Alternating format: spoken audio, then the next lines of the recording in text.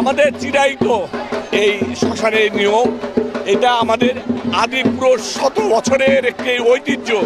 এই ঐতিহ্যে চড়ক পুজো, এটা আমাদের হাজার বছরের আমাদেরই, সেটাকে আমরা এই ধারা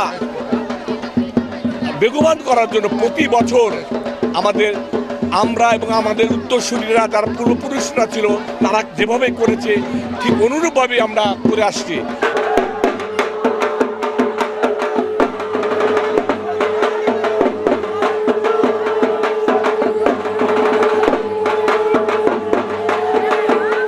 এই পূজাটা হলো চড়ক পূজার নাম।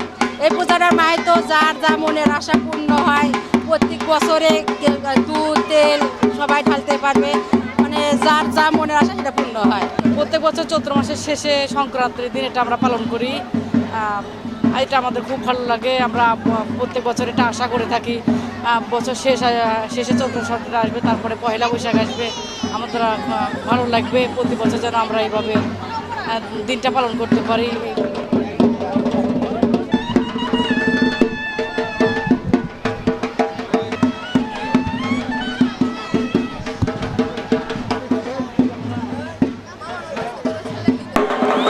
ভোলানাথ সবাইকে জানি ভালো রাখে, মঙ্গল মতো রাখে, আবার জানি ভোলানাথের সামনে সবাই আসতে পারি, সবাই যেন একসাথে হতে পারি, এটাই মঙ্গল কামনা করি। এটা একটা চড়ক পূজা, এখানে চড়ক ঘোরানো হয়, একজনের পিঠে বর্ষি বিধানো হয়, সে ঘোরে, আরও অনেক মাহাত্ম্য সেটা আমার যতটা জানা নাই।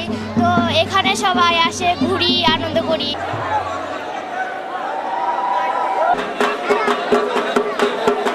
সারা বছর অপেক্ষা করে থাকি, চৈত্র মাসে এখানে আসি, আমরা চড়ক গাছ ঘুরাই, চড়ক দেখতে আসি। চড়ক পূজার মাহাত্ম্য অনেক আছে।